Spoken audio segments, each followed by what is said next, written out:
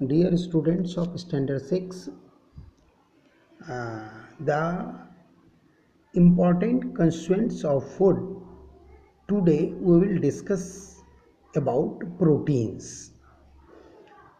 As in our diet we are taking milk, eggs, meat, fish from animal sources as well as pulses, corn, soya bean, whole wheat, nuts, etc. from animal sources.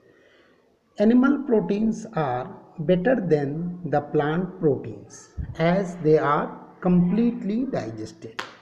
यहाँ हम लोग देखते हैं कि हम लोग खाने में जो भी प्रोटीन्स सोर्स जो है न्यूट्रिएंट्स ये खाने में लेते हैं तो दो सोर्स से मेनली लेते हैं। एक है जो कि हमें एनिमल सोर्स से प्राप्त होता है जैसे मिल्क, मीट, फिश ये सब। इसके अलावा एक एग में पूरा एग नहीं, एग का जो उजला वाला भाग होता है that contains the proteins. And animal source से जितने तरह के दाल हम लोग खाते हैं दे कंटेन्स द प्रोटीन न्यूट्रिएंट्स। इसीलिए कहा जाता है कि खाने में हम लोग दाल का ज़्यादा से ज़्यादा इस्तेमाल करें। उसके अलावा कॉर्न, सोयाबीन, व्हीट्स, नट्स ये सब जो है ये है। अब दोनों में क्या है कि एनिमल सोर्स से जो प्रोटीन हम लोग खाने में लेते हैं वो ईजिली डाइजेस्टेबल होता है, कंप्लीट डाइजेशन उससे हो जाता है। नाउ प्रोटीन कंटेन्स क्या है, प्रोटीन में क्या क्या है? Protein contains nitrogen, carbon, oxygen and hydrogen as it is needed to make new cells in our body as and also repair the tissue in injury. That is why children's, ill people's, pregnant women's needs more proteins. ये protein जो है ये किस चीज़ का बना होता है? बना होता है नाइट्रोजन, कार्बन, ऑक्सीजन, हाइड्रोजन ये सबसे मिल करके बना होता है। इसका मुख्य काम होता है कि हमारे शरीर के अंदर नए सेल्स को ग्रो करने में ये सहायता करता है। इसके अलावा किसी तरह के इंजरी में कट जाता है या किस तरह के चोट लग जाता है या घाव हो जाता है, इंजरी बोलते हैं, उसको रिपेयर करने में, हीलिंग अप में that plays an important role. इसीलिए बच्चों को जो बीमार हैं उनको, प्रेग्नेंट वोमेन को ज़्यादा प्रोटीन खाने में लेना चाहिए। Our nail, hair, skin and muscles are made up of protein. Wool and silk are also made up of protein. जैसा हम लोग जानते हैं कि हम लोग हमारा नाखून है, केस है, मसल्स जो हम लोग बाइसेप दिखाते हैं ना कि हमें इतना ताकत है, बाह में दौड़ते हैं तो मसल्स है, ये सब जो है प्रोटीन का बना होता है।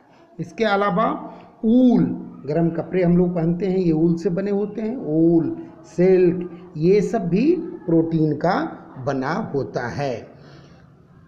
We can't store protein in our bodies. Excess proteins are either broken down and excreted as urea or converted into fats.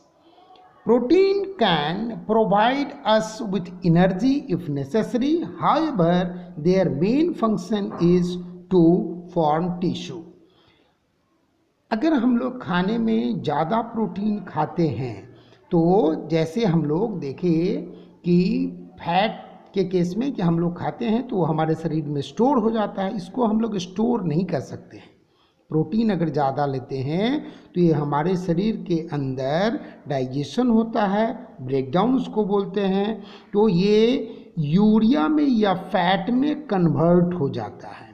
तो फैट में कन्वर्ट हो जाता है और फिर फैट जो है वो हमारे शरीर में स्टोर हो जाता है।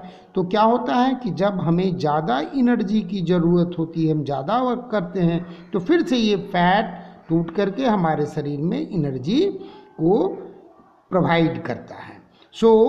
और इसके अलावा क्या है, इसके अलावा नए टिश्यूज ग्रोथ, हमारे शरीर की जो बढ़ोतरी होती है, ग्रोथ होती है, इसमें that importance play an important role.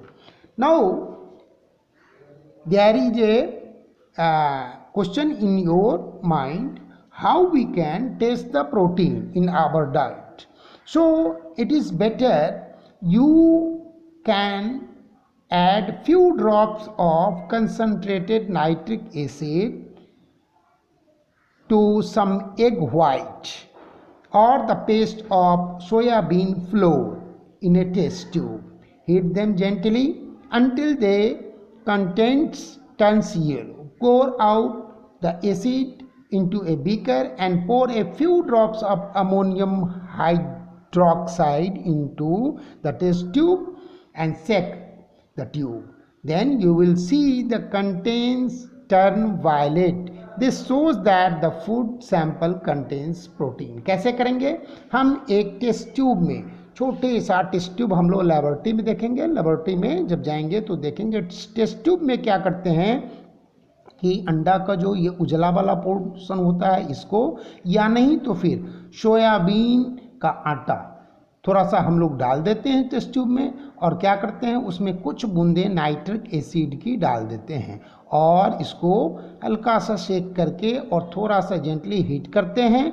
और जब ये पीला कलर का हो जाता है तब इसको हम क्या करते हैं, इसमें से एसिड को बीकर में हम डाल देते हैं और फिर उस बचे हुए में अमोनियम हाइड्रोक्साइड जो है उसको थोड़ा सा डाल देते हैं और मिलाते हैं. तो देखते हैं इसका कलर जो है वायलेट हो जाता है. तो जैसे ही इसका कलर वायलेट हो जाएगा तो हम समझेंगे कि ये जो हमारा फूड है इसमें प्रोटीन है.